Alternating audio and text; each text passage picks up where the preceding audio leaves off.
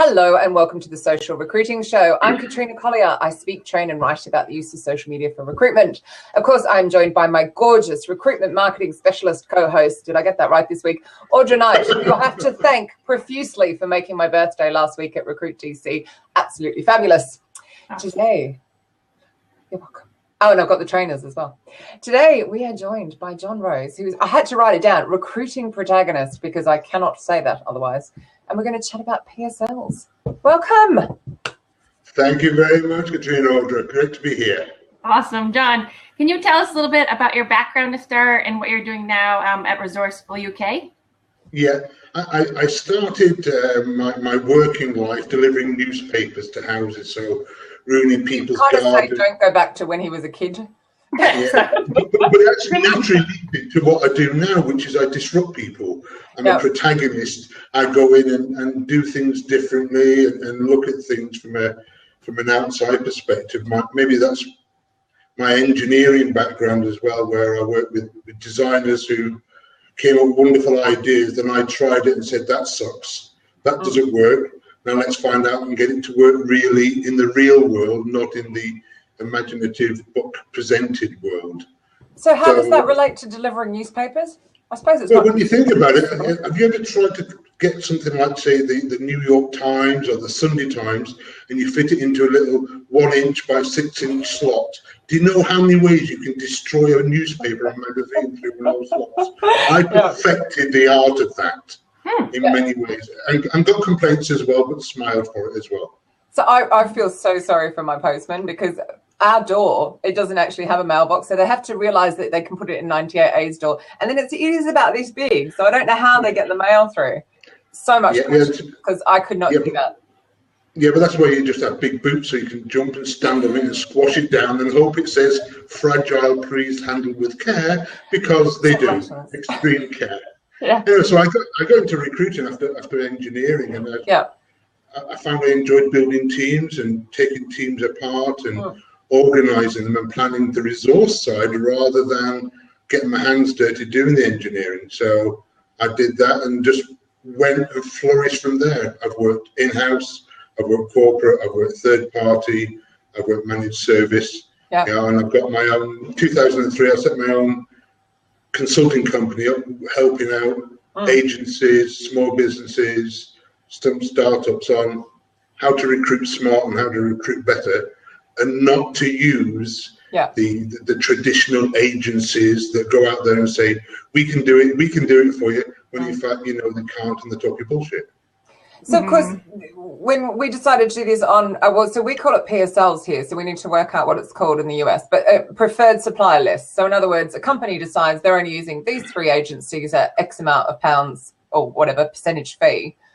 But of course, I see good with that. I've been a single supplier at a PSL, which has been lovely. And then, of course, there are drawbacks where, like you're saying, sometimes you need to go to a specialist, not go to just the generalists. And so what do they call them in the US then? There must be a... We're still trying to figure that out on the side here. Vendor agency list. Yeah, that's it. Vendor agency list. You've got and I know Australia and New Zealand and call them PSAs, you know, professional service agreements or preferred supplier agreements. Yeah. And you tend to, if you've got an agreement or you've got a vendor list, you tend to have a vetting, assessing process, an evaluating process. And you look at renewing them every year or every 2 years through a review and an assessment evaluation process. But what I found in the last 12 months in a lot of the inquiries I've been making to companies, agencies, organizations, that they've just got here's my favorite person, I really like him, so I'm going to give them all my work, even though they can't provide, they're not doing quality.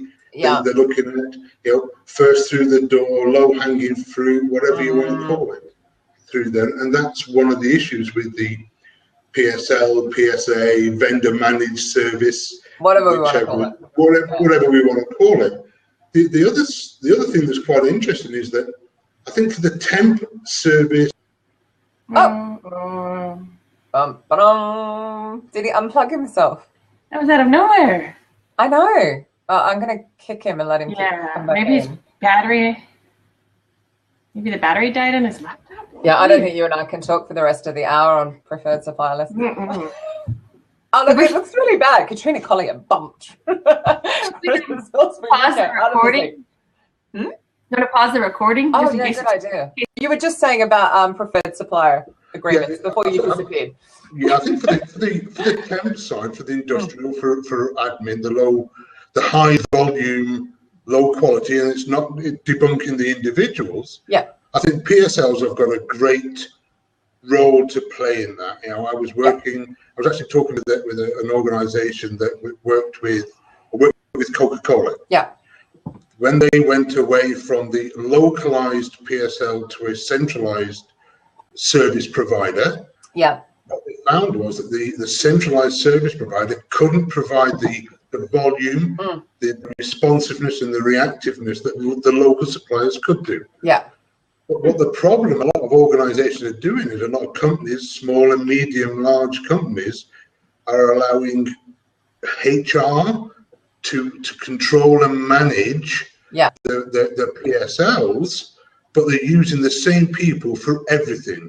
But unfortunately, what one hat does not fit all sizes. So if you're looking for senior management or specialist technical engineering, IT, you don't go to the local generalist staffing agency firm that's got 6, 8, 10, 20 people to provide you with all those.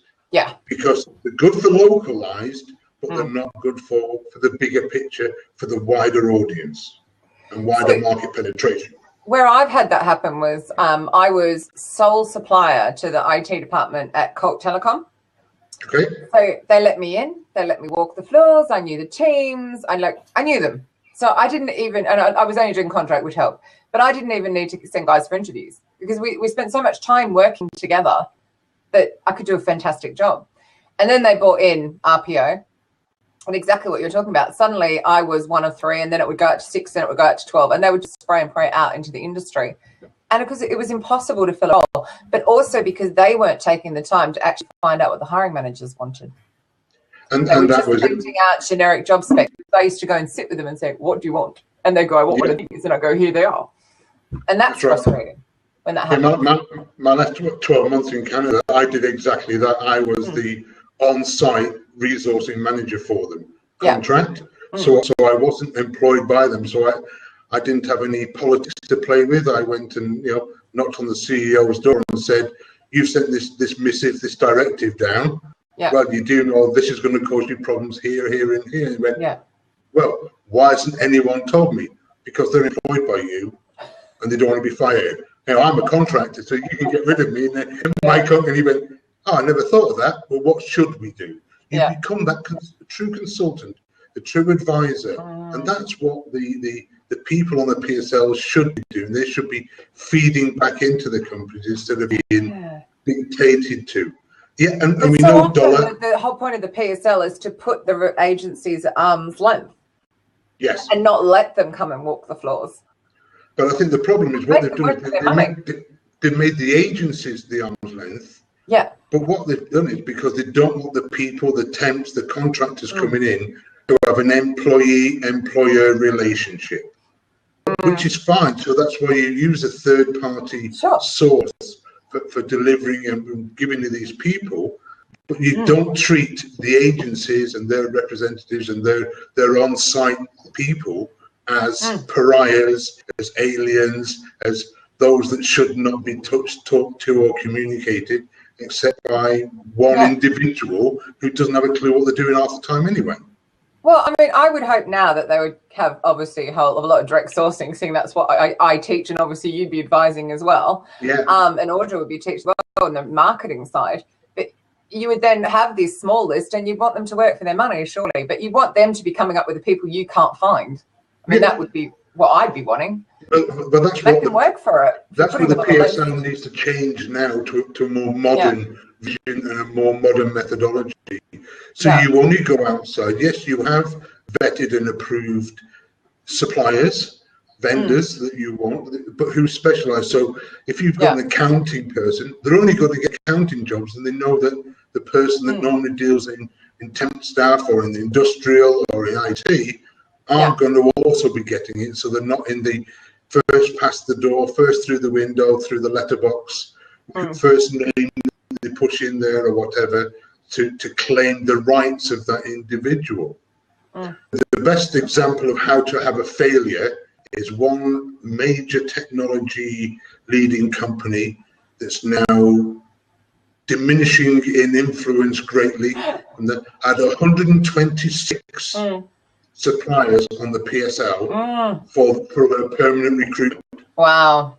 And the job went out to every single one of them every time. So that was the bun fight from hell. Yeah, and also just makes them look stupid in the marketplace, right? Yeah, and that was it. Sorry, yeah. No, Katrina's got a question. Actually, I don't understand the question. What percentage of people even have an agency? I don't know what she means by agencies of record. That's or do you mean like I think. Oh, right. So yeah, PSL, yeah. Yeah, I know a lot of big companies that still do, because the whole, even though I agree with what you guys are saying about there's a lot more coming in-house. Obviously, I'm glad about that. Yeah.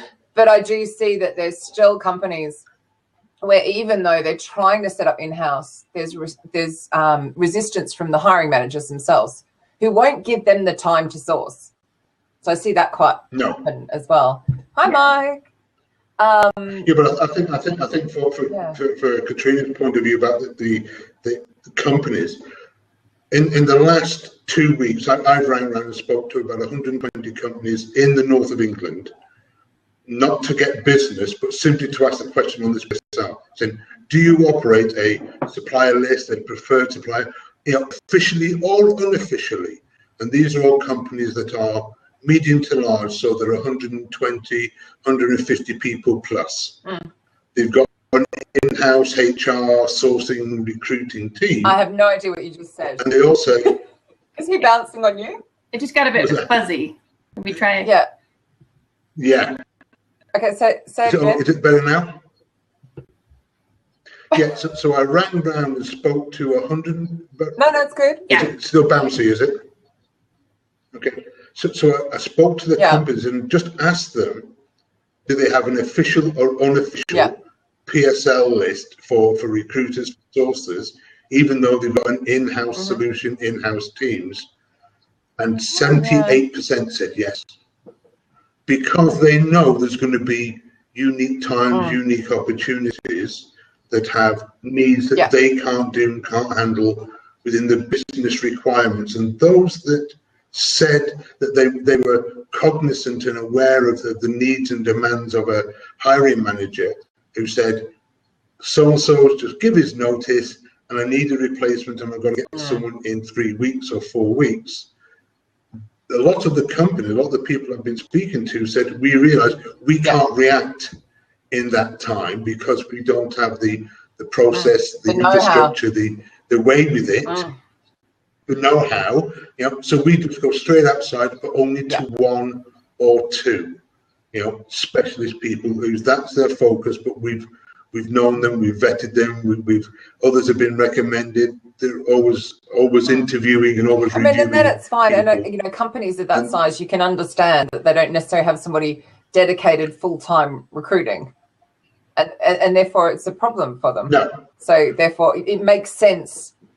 In that sense, the cost makes sense to go to an agency, but a specialist. Yeah, and again, and the cost is something where if you're on exclusivity and you have an exclusive with them, and several other companies that I work with, where I still do the recruiting for, I have an exclusivity, and my exclusivity includes that I represent them and I promote them out in the place when I'm talking to people, if I'm advertising for them because they want to advertise that fact, or I'm promoting. So no, you don't see a client of mine located in London who is a leader in the financial services sector. Come on, that if you're a PSL and you're doing that, you suck. Get rid of it. You're going to change straight away because you're either a supplier to them. It's like Ford going out and saying we want a new steering wheel for our cars. Go to all the steering wheel manufacturers and say, send me your best design and we'll pick one of them.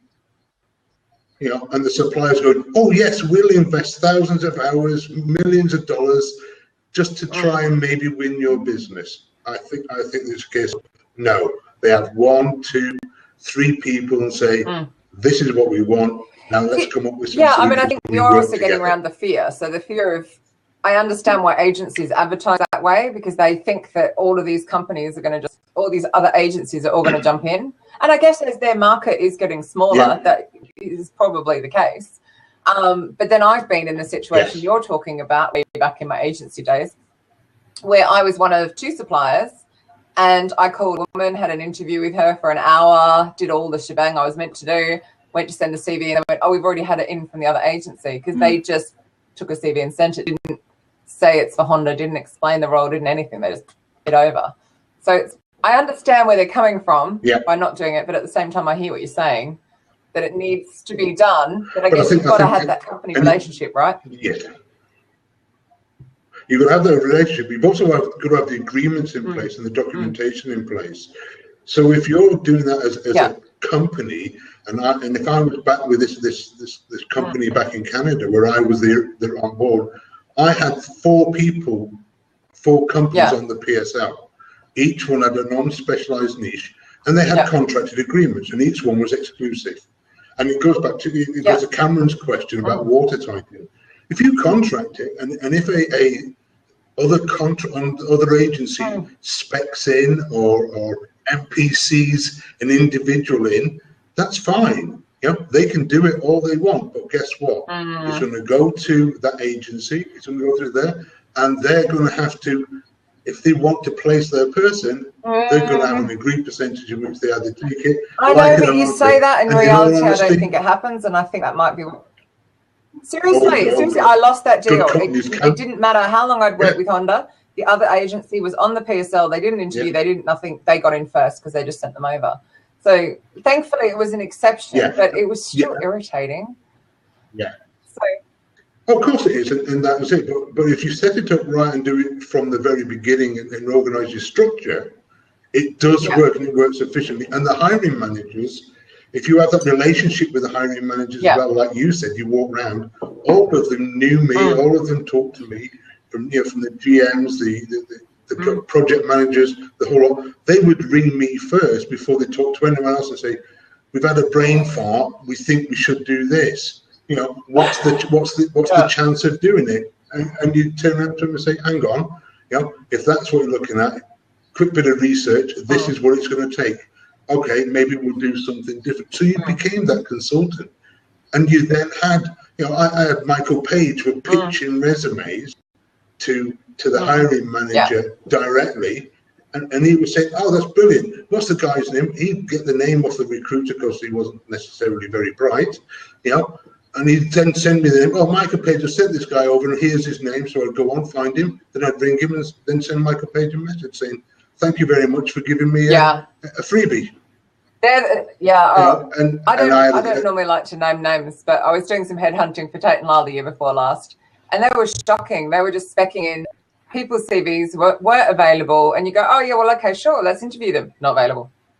Like every single one. I was like, oh my God, how are you still in business if this is your methodology in 2000 and that point 14? It's crazy. Yeah, and the only reason I said Michael Page is because it was a new division. It was being set up in Canada. They were new one, so it was almost like a subliminal learning lesson for the individual recruiter that was obviously being told by his boss or her boss that that's what they had to do to generate business. And I said, but you're not on the PSL. And they said, oh, we'd love to get on that. I said, great. Here's the document. Read through it, have a look. Answer the 10 questions that's on there, and then we'll review them within 24 hours. We will get back to you with a yes or a no. And got back to them, and they went, why have you said no? I said, well, you've got 11 months of experience in recruitment, 3 months of experience in construction sector, and you're saying that's your specialist. So how long were you in Canada? When? 18 years. From 1997 until last year, and I came back a year ago. What day was it? Yeah, a year ago this month. I would have thought, knowing the jaded UK recruitment market, that the Canadians would be slightly more open to conversations about PSLs and changing them and stirring things up a bit.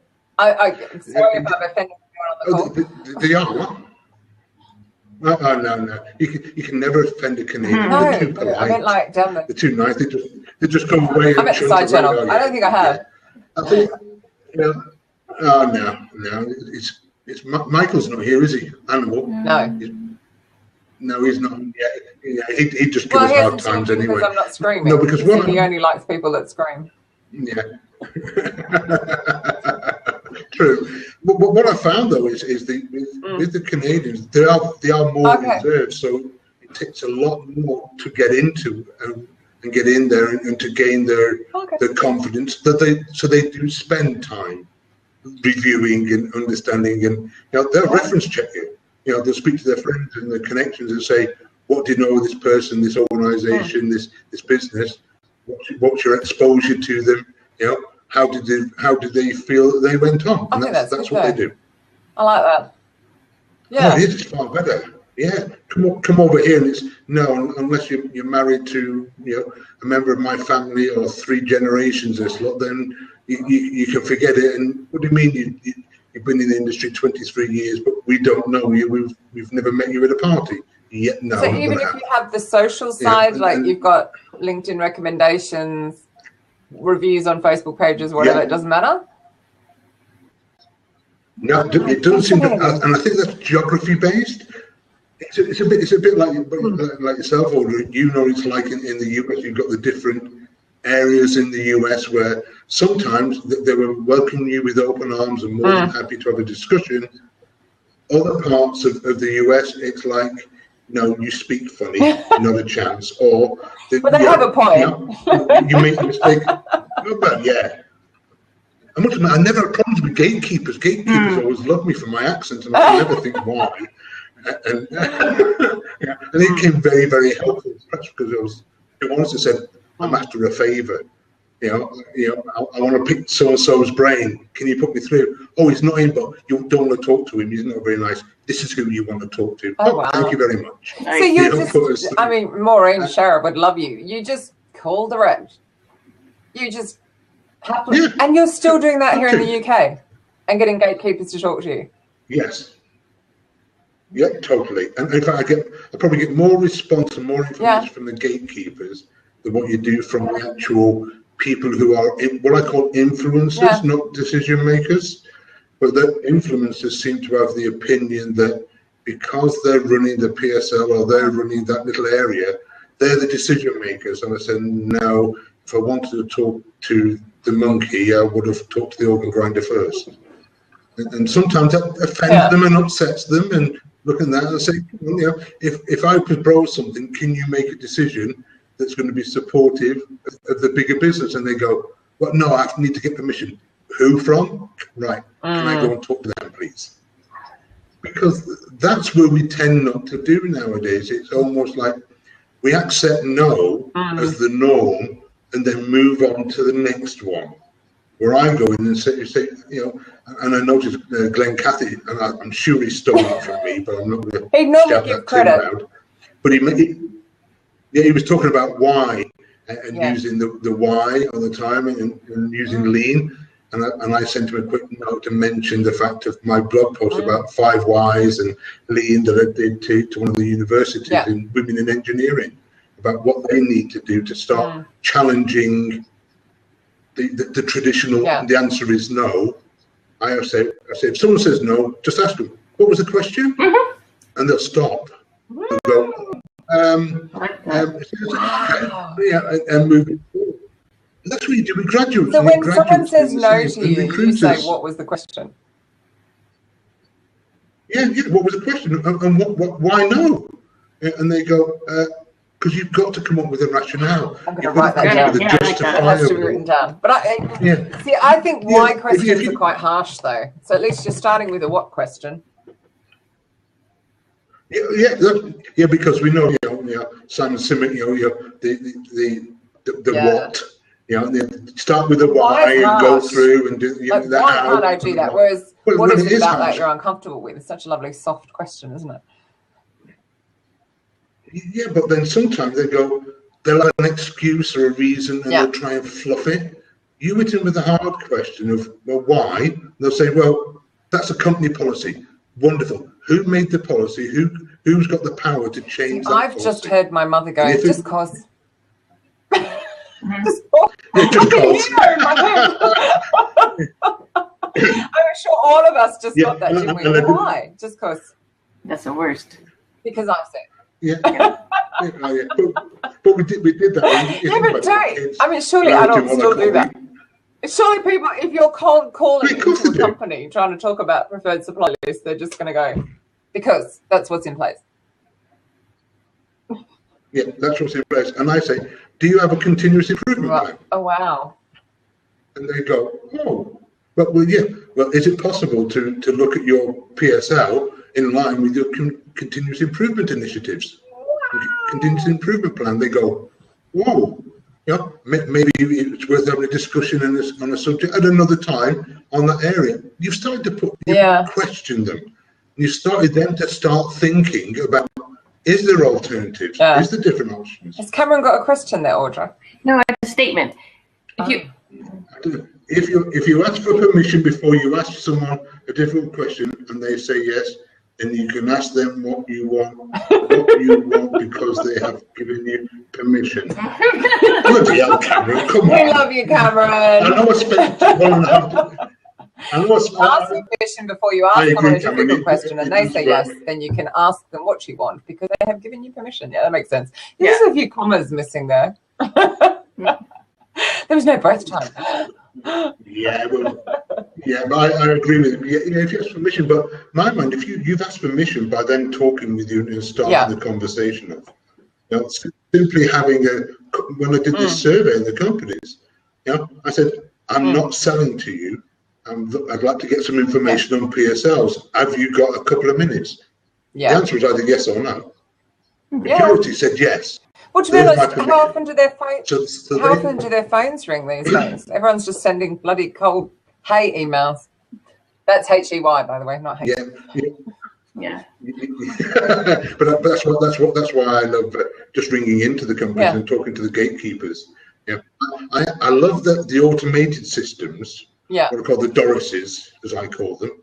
Yeah, but because you can get a lot of information from it. You know, you can hit 200, you can hit 000 and see where it takes you, and you know, or go to ring security at 5 o'clock, and when they've got rid of all the hordes, and they can sit there and they'll have a chat with you, so you can get information of you. Yeah, so you can get information, but it's nothing better than actually speaking to one of the traditional gatekeepers. And I know Maureen's talking about that. I think on one of her chats coming so we had one of our busiest. So she was on one of our bloods a month or two ago now. Yeah, we've done so many now. It's so exciting. And then I know she's speaking at the SOSU events in Australia and Sydney, which I'm really jealous about because I was there last year and I'm not there this year. So she's speaking about phone sourcing there, which is so cool. Because it's all utilised. Which is, and I know, and it's not just that, it's how we do it. And for the PSLs and for the PSAs and the vendor management, it's very important because quite often you can find out the hiring manager that's got a pain. If you get through and you ask them, you know, how can the industry, how can the recruitment, the sourcing industry sector help you when you're in a time of pain or when you've got an issue or a problem? What can they provide you? What could we provide you with, you know, to help you alleviate and reduce and minimize and mitigate that pain? We never ask them how we can help. We're always saying we can help because I can find the best people for you that you need. How then? Freaking how do you know? You don't even know what we do, how we do it. You're just a used car salesperson. So many comments. And you can hear that. Sorry. Audrey, do you have a question? Well, no, I just said I've seen vendors though go too far with that, where they ask me so many questions about what we need in our business, and I just get fed up and annoyed because like I want to hear what you can do for me. I don't want to tell you my whole life story before you even tell me what you can do. So there has to be a balance, I think. Is that a US thing? I agree. Could be a cultural thing. Yeah, I think it is. Yeah, but I think you've also it's you don't pester the controller, is what I call them, whoever manages the PSL or the vendor supply list. You don't pester them because you put yourself into a position where you sit down and say, let's have a 30-minute meeting. Let me go through my list of questions I'm going to have you about your culture, about the different departments, about your structure and your organisation, so that once I've got that information, then I can tell you exactly how and where I can fit in. Or if I can't do, I'm going to tell you I can't, and tell you the business can't, because quite often with PSLs and PSA, vendor lists, whatever we want to call them, people don't tell the truth. They don't say, no, that's not our forte, that's not our strength, no, I can't do it. They always say yes because they want to have numbers on the whiteboard that says, I've got 14 new orders in this week. And you turn around and say, I hope to God you're going to fill so one that's of them where at I least. think, which I would never do, honestly, ever. But if I went back into the agency world, I would want to be so niche. I would pick technology because it's my forte, but so niche, and be able to find absolutely every single person online and offline, because obviously you want to be able to give the service in. Some of them can't find the online ones, but I'd want all the offline ones. I want to be the go-to person in the marketplace, and I would say no to absolutely everything. Was like, oh, you want a secretary? Well, that's too bad. I'm a Hadoop specialist. It's like, but I think agencies are too scared to do that because unfortunately, you and I can see what it's like now, but I don't think in general the agency managers really understand what's going on out there. They just think, oh, well, I'm hiring the wrong staff, or they're not getting the deals or whatever. They don't actually see that they are getting a smaller market share. Yes, they've got more jobs because the jobs have increased full stop, but they've got a smaller market share. Yeah, and a lot of them do it purely and simply because, yes, they want to work. They're working old school, closest to the pound, closest to the dollar, closest to the penny, closest to the cent. And that's where they're focused on. Yeah, and it's being driven by the ownership, by the shareholders, but by the people above who don't realise that simply having 20 or 30 orders on your desk, on your list, means that you're going to fill 20 or 30. Wow. No, you might fill 2, 3, or 4, or 1, or in some cases none, because you've actually got impossible orders for you, because it's not your why else are they dishing them out to an agency in a lot of circumstances? Because they can't fill the role. That's why I'm surprised to hear you say secretaries. Yeah. Like, how many people are using agencies for like secretaries? I feel like you get so many applications. Oh, that was the first example that came to mind. I just threw that out there. But you still do get it, for secretaries, for EAs. There's been 3 adverts today on LinkedIn for EA for the CEO of a company. Oh, well, of course, there was that. One is by the company. The example I used last week, which was about that was a secretary in Mayfair. But I forgot the name of the company now, it's gone out of my head. The girl that used the picture from the movie, the secretary, assume the position. Yeah. My favourite example. Have you not seen it? I can't think of the name of the company. It's out of my head. No. Yeah, so she advertised, she used that image, advertised it on LinkedIn, like basically put an update, and it went viral because everyone was complaining, going, are you for real? And it was for a secretary in Mayfair. Anyway, it's like posh. And of course now, if you Google her, it's associated with her. It went all around the world. It was in Russian press, American press, because so many people, particularly men, were offended that she'd done it.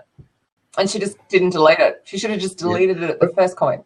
Silly girl. Yeah. So. And that's a wonderful lead in as well, because it brings back looping to this PSL, to your PSA. Imagine that happening, and that was a PSA supplier to you, Mr. Company, and that what happens, and it cries, because it doesn't take the brains of an archbishop to work out which company it is. Then your company is then dragged into the quagmire of inappropriateness of methods, and that's going back. When I first went to Canada, I actually went there as a subject matter expert, and my niche focus was in safety, reliability studies and engineers. and these guys were very specialised, and I knew all of them. There was 276. Yeah, so I knew them online, offline, and a few social interactions and drinks later as well. Of course. But then the word got out. So when people came in from France, from Germany, from the US, were coming over, from the UK, from Australia, they were ringing me saying, "We understand you're the go-to person for this. We're coming over. We're looking for some contract work. We're looking for specialist people or whatever." And that's what they were doing, and that's what you want to become. And they're the people you hadn't. And I was on the PSL. Although it was the company I was working for was on the PSL, but it was only for this one group and category of people.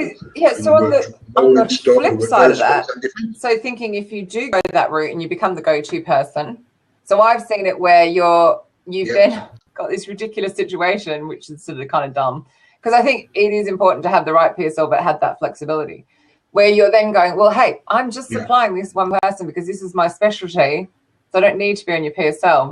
I need you to put this through. And then the HR / procurement / whichever obstacle is getting in the way is going, no. So but what I found though is it's not procurement, it's not the supply chain people that will be the obstacle. Yes, they've got a process in place, they've got documentation that you have to do, compliance, they want to make sure you're legitimate, registered business, all the things that they have on their checklist. So you go through it all. If they're an ISO or a QS or an AS company, every supplier needs to be evaluated and assessed against that quality standard. But most HR people, if they're leading it, they stop people coming on the PSL because they don't know them and know of them, or because the hiring manager says, "This is the best person, he's great, get him on the PSL because he can really look after my needs."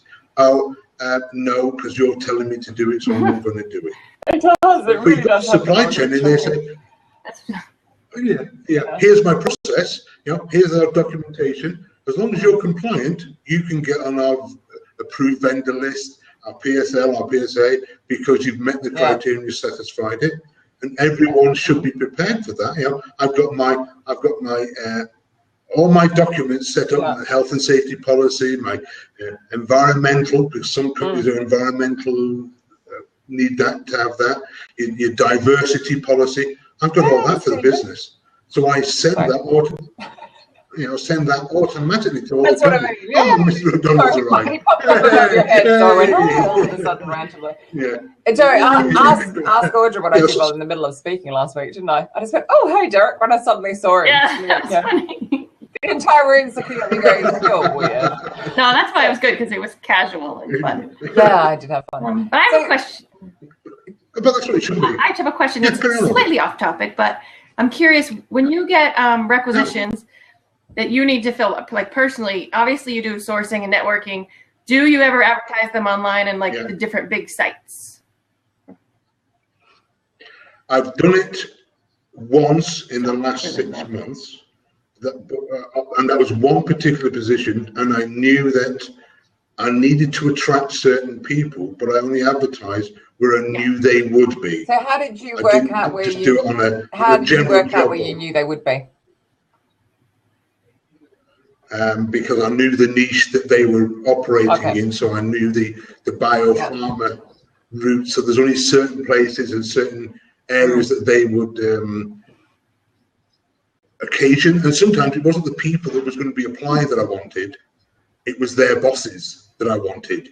So I'd get them to apply, then talk to them, find out who the bosses were. So you're being so difficult.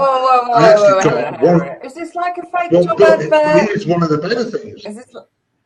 No, it's not, because one of them was actually placed because the company actually wanted them and said, "Here's because it's like everything else. If you do it solely focus on single position, single opportunity, and don't look at the whole picture for the business and for the customer, and saying, they've actually got 4 more of the ones that applied and now in the pipeline for them. Nothing's going to happen for about 3 months for the next budget, next release, but they've got them in the pipeline. They're putting them through the process now. They're interviewing them. They're putting it through the psychometric profiling for the business units, but they're doing that as part of it. But I also used it where I wanted to talk to their bosses as well, not just for references, but also to find out what the bosses were doing, because I knew that this is a 6 month down the road activity. But you know why I reacted. Because I don't know if they have the same problem in the US, but there's so many fake adverts here. But it's shocking. They do it to lead pool, which is just like seriously ridiculous. But no, there's not as many. There is still some in the US. There's still some unscrupulous organisations that operate like that. There certainly is in Canada as well, and I know there is in South America. You know, Brazil had a very bad issue at one point when everyone was trying to move down there. All the educated or Western-thinking countries were setting up businesses down in Brazil. They were flooding it with instead of saying, got potential opportunities in this area. If you're interested, let us know, and when we get more information, we can let you know. No, they were saying hot job available now, starting now. No, they didn't even have a license to operate their business in Brazil, and they were advertising. But why were they doing it? And I said, because they thought that was a way they had to build their pipeline of potential people. And you know, so that it was the old deceitfulness rather than honest deceitfulness. Because what you typically using the word potential, going through the process. If people see that, they know they see it, but they ignore it because they're interested. But if you just turn around and say, we've got a great job, a great opportunity, let's do this. And that's what happens on PSLs and on vendor lists. They'll put an advert out there knowing that in a month's time or 3 months' time, there's going to be more work coming down. So they need to start filling up their database, their pipeline of people, and start putting them into it so they can get them ready. And that's wrong. I was just going to bring it back to that. So looking at it from a company point of view, rather than we've talked about the agency side and how it feels to be on the wrong one and blah, blah, blah. What would be your recommendations to them? Like your top 3 tips for getting it right? Because I do think so many of them get it wrong, but I still think they get job descriptions wrong, but baby steps. The first thing they've got to do is take personality out of it. Take their own personal views and opinions out of the decision-making process. The individuals who are controlling and managing this list need to sit down and say, from a business perspective, what is right and what is wrong? So you've got to do that and be honest, and you know that you're going to offend and upset some friends who are on that list, who have been supplying to you for a few years, or decades, because they've always been there. They're entrenched. They've not gone any further. They've not developed any further. They're not a specialist for your industry, your sector, because they're still servicing the corner shop with nice shelf stackers. And when you're a manufacturing or an IT company or a development house, they're still doing that. So number one is just remove the personal opinions and views and look at it from a business perspective. It'll be hard for me, I'm sure. Well, it will be, but I always say, eat the squirrel. Squirrels taste awful. They say lousy, but it's the one thing you've got to get rid of first. Audrey and I are both going, I know someone that ate a squirrel got really sick. I know, and it kind of cracked me up because it was. I won't go that way. He's still logical as well, so the fact he did that just cracks me up. Anyway, sorry. Sidetracking. Number two is to interview the top organizations, the top recruiters, the top suppliers in each sector niche focus, where you know that you will have difficulties responding to a quick time to fill. So you look, if you can't fill it and can't put a bum in that seat for that hiring manager, for that department in 44 days, and the reason I say 44, that allows you 14 days to go through your internal process and the recruiters process, and 30 days for the person to give notice to go to the working and get in there. So 44 days. If you're honest and say, I'm going to have trouble achieving that and delivering that, then you've got to go external, so you get the right external people on board with you, the right suppliers, the right people who are reactive, responsive, who you've done the number 3 to, which is educate them. Open the door. Open the doors to them to come in and go and learn about your business, those niche sectors and those niche areas. Because by doing that, you're making your life easier. You're going to save your company, organization money, not necessarily from a fee perspective. Yes, you might be only getting 20% instead of 25% that they want.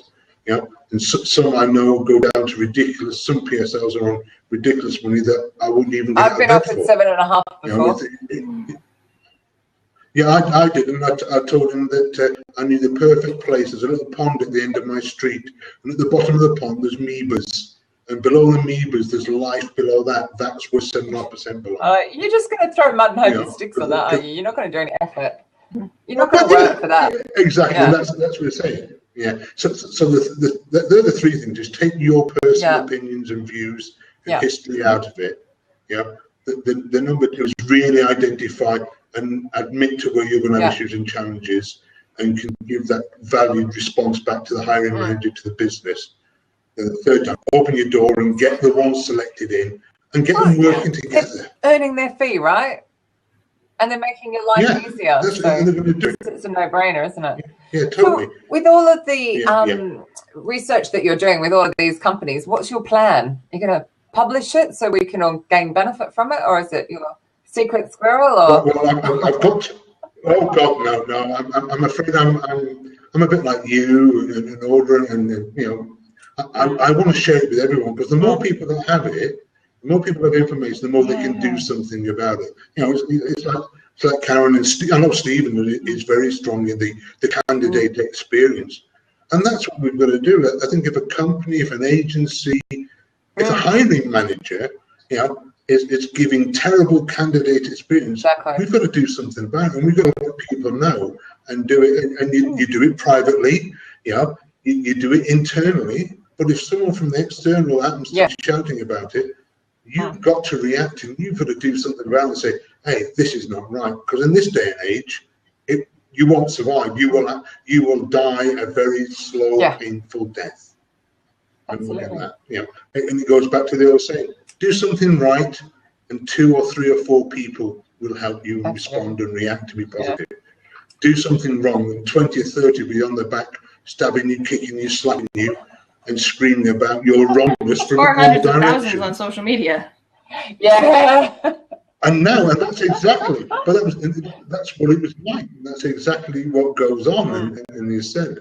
But I noticed, and our Steve was there, and Karen was there, but when Greg Savage said about PSLs, a bit like eating soup with a fork, and there was a few soundbite comments, derogatory comments. But when you've only got 3 hours, you have to get points across and say short, sharp, sweet statements, and then let the bun fight begin. And let those that get don't people agree. thinking, isn't it? And is there a better way? Is it always improving the industry? And that's what I love about our social recruitment, and the fact that we've got this blood now, and we can chit chat with people, and it is about that, just getting people thinking. You're right. We can't solve all the answers. We don't even have all the answers. No. Have all the answers. We can throw ideas out there. We can put suggestions in. And in some environments, in some cultures, it will work. In others, it won't work, because they have to do it. But it's starting them to think of, well, can we improve? Can we do it better? Is there an alternative to what we are doing that is benefit? And really, the recruiting, the sourcing, the resourcing, as they call it over here, is very much part of business, and impacts greatly on business if we don't get it right, and we don't do those impacts. I should know this. I should have read your profile in much more detail. Do you speak at conferences and stuff? All right, cool. Are you speaking at the Recruitment Agency Expo in Birmingham? No, I avoided that one only because I've just completed on a house and I'm waiting for the actual day, and I think it's going to clash. Isn't it the? Oh, I just moved my calendar and it spun me out looking at it, and it wasn't where it was. It's just because I just pulled this 6 months in. Because isn't it? It clashes with the SOSU in Europe as well. Oh, yeah. That's correct. They went then, and I went no. But no, because I was just thinking it'd be really great to present your research to them, to give them more of an understanding of what they can do right, and to be really honest about, not just jumping on every PSL out there and not trying to say that they can do stuff they can't. Because I'm not convinced they know how to survive in this market. No, and I think that because when you look at any association, any association-driven profession, discipline, you know, whether it's, if we look at the CIPD, the SHRM, the HRPA, they've all got their own agenda to drive, and their own, and people take that as gospel, but it's not gospel. Actually, I find there's a real split with the CIPD, and I think SHRM's the same. There's a real, or SHRM as they say there, there's a real split. There's a definite for or against now, which is nice. Yeah, and I think it's because it's those that have realised we can't stick by what the books of 1960s, 1970s, 1980s were saying we had to do. We can't stick with that philosophy, that mentality and that approach. Same as the recruiting, the old way and the old school of recruiting has got to change. There's certain values in it. There's certain, and Stephen will agree with me on this. There's some of the things that Greg and Bill and we're talking about at the event was very true and very relevant. But you've got to modernise with it. You can automate things. You can do other things to enhance it and improve what you do in the service and how we do things. Oh, so I get scared by the automation word. I'm all anti-automation. Oh, well, you would love the liquid recruiter, as Johnny Campbell introduced. I used to call them fluids, because they were like a druid was an old. If you remember druids and witches, was the old term for witchcraft and masonry, and they would do magic things. Johnny Campbell introduced the liquid recruiters, where you're getting more contractor recruiters, where you're getting more. I agree with Stephen. Yeah, you're looking at contracting recruiting. You're bringing in a sourcer. You parachute someone in to do a job, and you parachute them out again. You're bringing contract recruiters, contract sourcers to do specific project, bucket of work, and then you get them out. Yeah. So these people have got to be at the cutting edge and at the front of doing it, but they've still got to know, the certain policies, procedures to look at, but also then contribute to how to improve them. And I guess it's what you automate. So if you automate your interview scheduling, sure, but if you're automating your candidate outreach, and I hate that term, then I have a problem with it. So it depends where you're automating. I just have an issue with that word. I'd like it deleted from everybody's memory. That's all I talk all about candidate engagement all the time, and it's all about, please don't automate anything. Please give the personal touch. Stop spamming people. So, that's just my version of the word. There are thousands of versions, of course. But I think when they were talking about the automation and using that, is what systems, what part of the processes can you do that does not necessarily directly impact on the communications between people. It's those functions where if someone's got to fill in a timesheet, every Friday at 3 o'clock, you automate it by sending them a reminder or send an attachment. Here's your timesheet, fill it in. So there are those admin functions, those admin activities that can be done by the system, by process. Alison Cruz's Fight Spam campaign. I love it.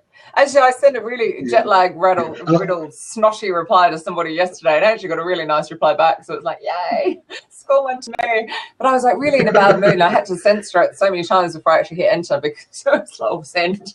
So you wrote back to someone that spammed you, or? Yeah, it was like, really? And they'd even used the CEO's name, but I knew it wasn't him sending it. So I CC'd him and I pulled up his email address. You know, even though LinkedIn want to block me from finding emails, it's amazing how one can. So I found the CEO, found his email, sent it directly to him and copied in the team and just went, are you for real? Why would I use you when you just, one, called me a recruitment business, which I'm not, and hayed me? It started with a hey. That was it. I mean, you know what I'm like. I normally automatically delete, but I'm on the fight spam, so I'm not doing it. We are out of time. Yeah.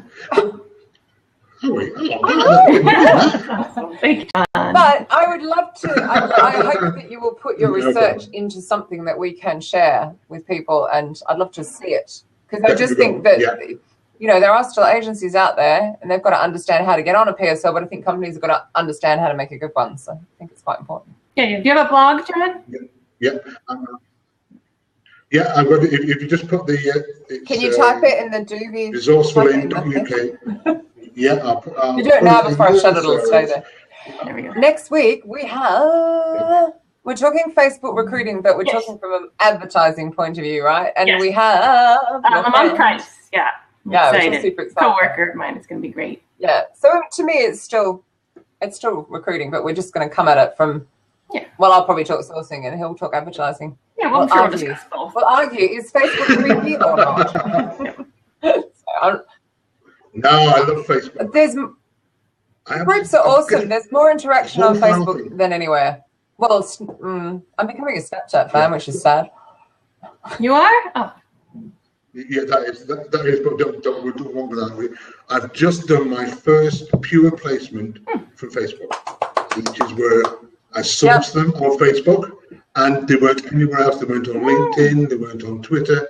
They weren't any other source. And I found them, they went through it, and I got them and just placed them. Awesome. 82% of people who choose only one social network choose Facebook. It is quite likely that you will only find people there. Mm-hmm. So. Yeah, and that was it. So now I'm going to have a word with Jerry. Now he's got a downer on and slags off Twitter. Now let's see what he says about Facebook. Oh, but no one is allowed to slag off Twitter. I love Twitter. They all have their place. They all have their place. Yeah. So, cool. Yes, very much. Thank you very much. Uber fan on the side channel so often, so thank you so much. Yeah, thanks everyone. Thank you everyone. We'll see you next week. Thanks everyone. Bye. Bye. See you. Bye.